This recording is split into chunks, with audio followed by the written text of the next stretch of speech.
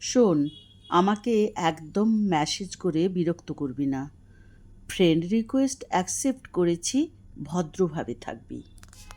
কিছুক্ষণ আগে অবধি প্রিয়দর্শিনী যখন হেঁটে হেঁটে তথাগতর সামনে এসে দাঁড়ালো, তখন তার হার্টবিট খুব ফাস্ট হয়ে গেছিল। যে মেয়েটাকে দূর থেকে দেখত, আজ তার এতখানি সামনাসামনি। তবে কি এমন বেশি বাড়াবাড়ি করেছিল তথাগত? ওই তো একটু হাই লিখে পাঠিয়েছিল, তাতেই ম্যাডাম যে এত রেগে যাবে সে ভাবতে পারেনি। তবে রাগলে অবশ্য প্রিয়দর্শিনী আরও সুন্দরী হয়ে ওঠে বলে মনে হলো তথাগতর। তথাগত প্রথম যেদিন এই মেসে থাকতে আসে, সেদিনই বিকেলে ব্যালকনি থেকে দেখতে পেয়েছিল প্রিয়দর্শিনীকে। প্রথম দেখেই প্রেমে পড়েছিল, যাকে বলে লাভ অ্যাট ফার্স্ট সাইট।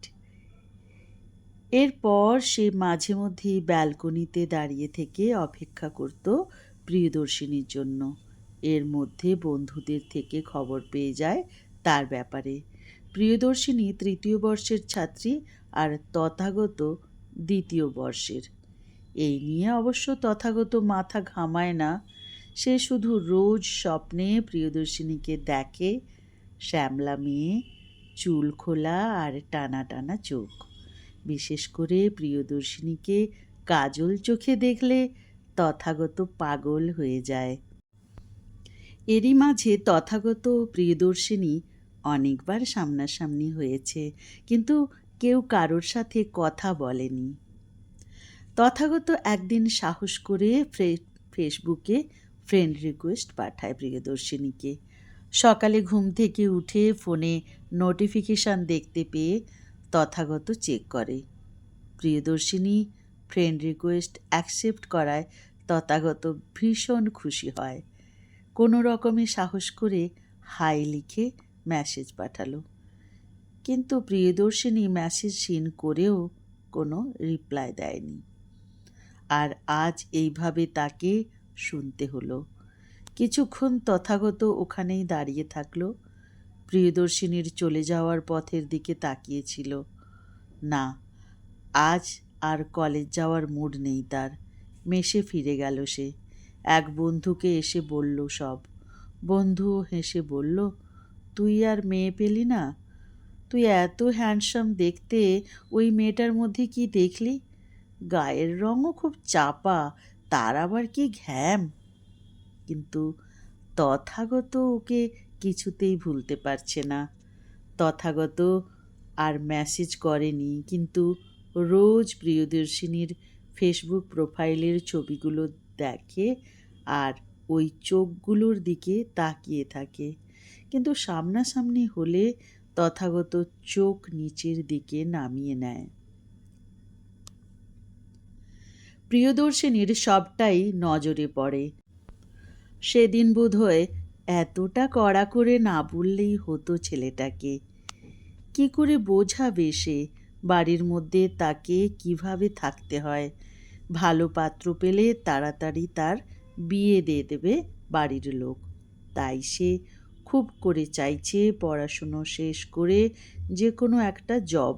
এরই মাঝে তথাগতের লেখা বেশ কয়েকটা কবিতা পড়েছে সে। ফিজিক্সের স্টুডেন্ট হলেও কবিতা লেখার হাতটা খুব সুন্দর। ছেলেটা সত্যিই খুব ভালো লেখে। একদিন নিজেই মেসেজ করে তথাগতকে একটি কবিতার বইয়ের ব্যাপারে জানতে চায়। তথাগত জানিয়ে দেয়। তারপর তথাগত আর কোনো কথা বলেনি। প্রিয়দর্শিনী বুঝতে পারে তথাগত অনেক আলাদা ও ভদ্র। আবার একদিন সামনাসামনি হয় দুজনে। তথাগত দেখেও না দেখার ভান করে চলে যেতেই পেছন থেকে প্রিয়দর্শিনী ডাক দিল। তথাগতের মনে হলো চারিদিক যেন স্তব্ধ হয়ে গেছে। কোথাও কোনো ব্যস্ততা নেই, কোথাও কোনো জরুরি কাজ নেই। শুধু পেছন ফিরে তাকাতে হবে ওকে। নিজেকে ক্ষণিকের মধ্যে সামলে নিয়ে বলল, হ্যাঁ বলুন। প্রিয়দর্শিনী আমতা আমতা করে বলল, প্রথম দিন তুই দিয়ে বলে ফেলেছি, সেটা এখন তুমি বা আপনি হবে না। তবে প্রথম দিনের আমার ব্যবহারের জন্য সরি। তুইও আমায় তুই করেই বলিস। কোনোদিন কোনো ছেলেকে এইভাবে বলিনি, তোকেই বলেছি। আমরা কি বন্ধু হতে পারি? তথাগত এইরকম একটা পরিস্থিতির জন্য তৈরি ছিল না। মনের ভেতর সমস্ত আনন্দের উচ্ছ্বাসকে চেপে রেখে বলল, তাহলে একটু আদ্র মেসেজ করলে বিরক্ত ফিল করবি না তো? প্রিয়দর্শিনী হো হো করে হেসে ওঠে। বন্ধুত্বটা জমে উঠেছিল অল্প দিনের মধ্যেই। মাঝে মাঝে দেখা করে কফি শপে। একে অপরের সাথে কথা না বলে কেউ থাকতে পারে না। কে কী খেতে পছন্দ করে, কী রং প্রিয়, দুজনেই তা জানে। সারাদিনের পর একে অপরের ব্যস্ততার কথা বলে কি কি ঘটেছে সারাদিনে সব শেয়ার করে। দুজনেরই লক্ষ্য তখন প্রতিষ্ঠিত হওয়ার। একদিন তথাগত প্রিয়দর্শিনীকে তার মায়ের কাছে নিয়ে যায়। মায়ের আপ্যায়ন পেয়ে খুব খুশি হয়েছিল সে। কি সুন্দর করে নিজের মেয়ের মতো কাছে টেনে নিয়েছিলেন তথাগতর মা। মাঝে মধ্যে তথাগতকে ফোনে না পেলে তার মা ফোন করতেন প্রিয়দর্শিনীর ফোনে। মেসের বাইরে তখন প্রিয়দর্শিনী চিৎকার করে বলতো, এই তথাগতর বাচ্চা, কাকিমাকে ফোন কর। বন্ধুরা এসব শুনতে পেয়ে খুব ঠাট্টা তামাশা করত তথাগতকে নিয়ে। তথাগত অবশ্য মিথ্যে রাগের অভিনয় করে বলতো, এসব কি শুরু করেছিস বলতো? তবে মনের মধ্যে একটা আনন্দের ভাব থাকতো।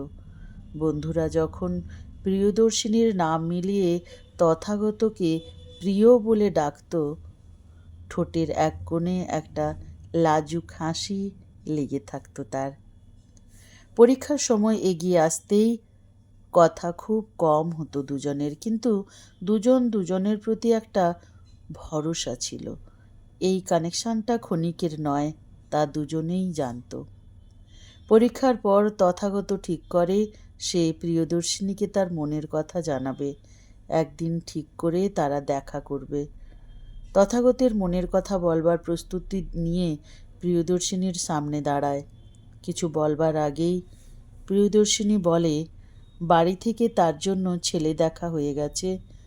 খুব তাড়াতাড়ি তারা বিয়ের ডেট ফাইনাল করবে। তথাগত চুপ হয়ে যায়।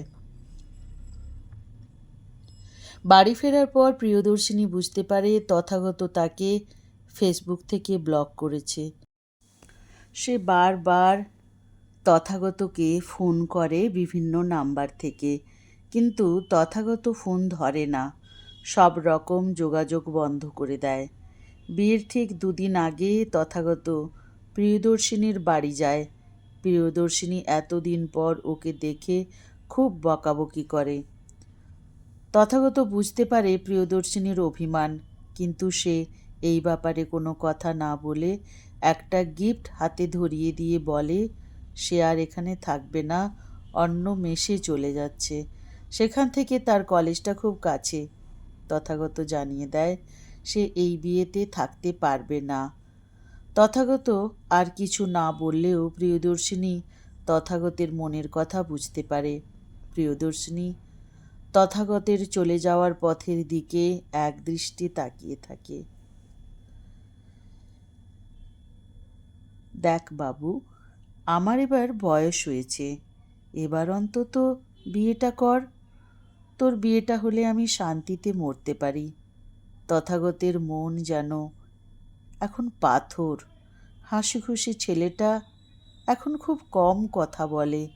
অনেক বছর পার হয়েছে। তথাগত এখন প্রফেসর এক নামী কলেজের। বন্ধুদের সাথেও যোগাযোগ বিচ্ছিন্ন করে দিয়েছে। সেদিনের পর থেকে সোশ্যাল মিডিয়া থেকে নিজেকে দূরে সরিয়ে নিয়েছে। বাড়ি থেকে বিয়ের জন্য মেয়ে খোঁজা হচ্ছে, কিন্তু কোনো মেয়েকেই তার পছন্দ হচ্ছে না। আসলে সে এখনও ওই কাজল পরা যুগল চোখ ভুলতে পারেনি। আজ কলেজে ক্লাস নিতে হবে। তাড়াতাড়ি রেডি হয়ে কলেজ যাবার জন্য বেরিয়ে পড়ল। গাড়ির ভেতরে বসে কবিতা লেখার চেষ্টা করছে। ট্রাফিক জ্যামের জন্য প্রায় অনেকক্ষণ গাড়ি দাঁড়িয়ে আছে। বাইরেও খুব বৃষ্টি পড়ছে। কবি মানুষদের এই ওয়েদারটা বেশ ভালোই লাগে। হঠাৎ গাড়ির বাইরে এক পরিচিত কণ্ঠস্বর শুনতে পেয়ে তাকিয়ে দেখে তার সেই প্রেয়সী, সেই কাজল কালো চোখ, পরনে শাড়ি, আর বৃষ্টির জলের ফোঁটাগুলো যেন তাকে জোর করে ভিজিয়ে দিয়েছে। স্কুটির থেকে নেমে ভিজে যাওয়া কুকুরের বাচ্চাগুলোকে একটা নিরাপদ আশ্রয়ে বসিয়ে দিল।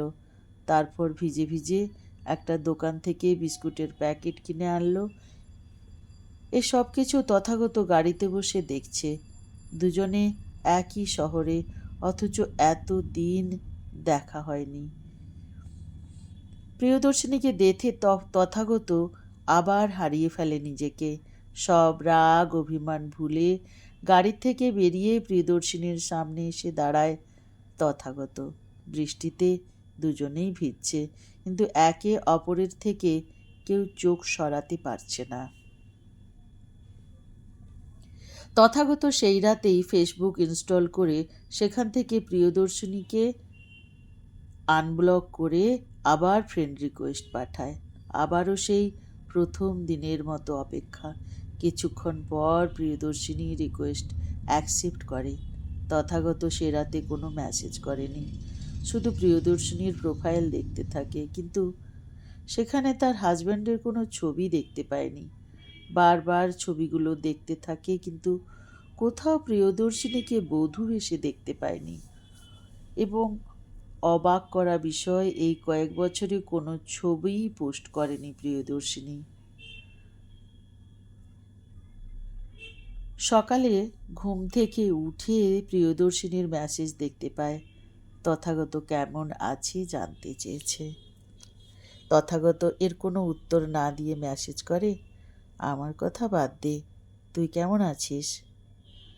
আর তোর হাজব্যান্ড, বাড়ির সবাই কেমন আছে? প্রিয়দর্শিনী কিছুটা এড়িয়ে রিপ্লাই দিল, সব ভালো। এরপর অল্প অল্প করে কথা শুরু হয়, কিন্তু প্রিয়দর্শিনী কোনোদিন তার বিবাহিত জীবন নিয়ে কথা বলেনি। তথাগতর মনে হাজার রকম প্রশ্ন জাগে, কিন্তু প্রিয়দর্শিনী সব কথা এড়িয়ে যায়। একদিন অনেক সাহস করে তথাগত প্রিয়দর্শিনীকে তার সাথে দেখা করতে বলে। প্রিয়দর্শিনী রাজি হয়। আবারও তাদের পুরনো দেখা করার জায়গায় তারা দেখা করে। কথা হতে হতে তথাগত প্রিয়দর্শিনীর বিবাহিত জীবন নিয়ে জানতে চায়। প্রিয়দর্শিনী কিছুক্ষণ চুপ করে থেকে বলে সে বিয়ে করেনি।